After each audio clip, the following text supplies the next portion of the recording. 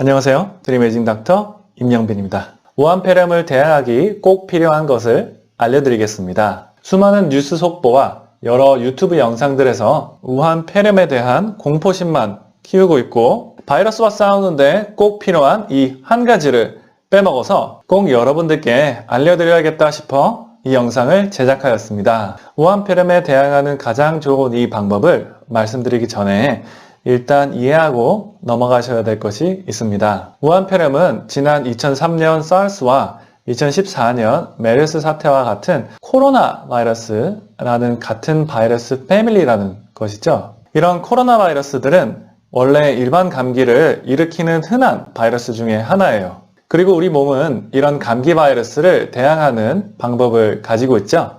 바로 바이러스를 죽이는 면역력인데요. 우리는 이런 면역력이라는 군대가 언제나 건강하고 잘 훈련되어 있다고 가정하지만 그렇지 않은 경우가 참 많아요. 예를 들어 면역력이 1년 내내 좋으면 겨울철에는 왜 감기가 걸리겠어요? 우리 면역력이 겨울철에 좋지 않은 이유는 겨울철에는 해가 짧아 햇빛을 그렇게 많이 못 받으니 비타민 D 수치가 낮아져서 그렇습니다.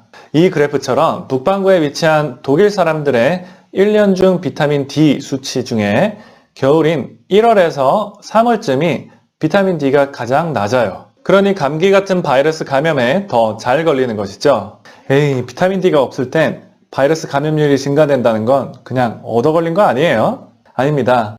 비타민 D가 수많은 면역세포와 협력하여 이런 면역세포들을 제대로 훈련시켜 막강한 군대로 만들어준다는 연구 결과가 참 많습니다. 특별히 코로나 바이러스가 갖고 있는 두꺼운 껍데기는 카탈리사이딘이라는 미사일로 파괴가 가능한데요. 바로 이걸 비타민 D가 생성을 하게 도와줍니다. 그리고 전염병학적으로 볼 때 비타민 D가 가장 적은 지역들을 보시면 1등, 2등은 바로 중동 지역과 중국입니다. 딱 2014년 메르스와 2003년 사스의 본고장이 왜 이 지역인지 아시겠죠? 그래서 지난 12월에 변종된 바이러스가 비타민 D가 낮고 면역력이 낮은 우한시 주민들에게 딱 달라붙어서 인간들을 감염하는 방법을 터득한 것입니다.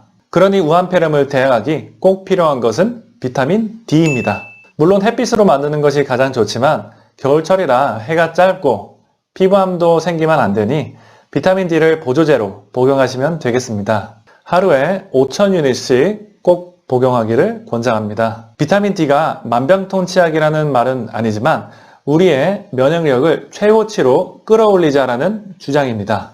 독감 바이러스에는 타미플루가 있고 에이즈 바이러스에는 에이즈약이 있지만 이런 신종 코로나 바이러스에는 비타민 D로 면역력을 키워 대항하는 것이 더욱 정확한 약이 출시되기 전까진 지금으로선 최선의 선택입니다. 물론 비누로 20초 이상 손을 잘 씻고 코나 입 만지지 말고 마스크 착용하시고 되도록이면 아픈 사람이 많은 공공장소는 피하는 것이 기본인 거 아시죠? 우한폐렴과 같은 전 세계 건강을 위협하는 질병일수록 단합하여 맞서 싸워야 한다고 생각합니다. 만약 이 영상이 도움이 되셨다면 지인분들께 공유하셔서 우한폐렴 예방운동에 참여하세요. 그럼 더 재밌고 유익한 영상으로 찾아뵙겠습니다. 감사합니다.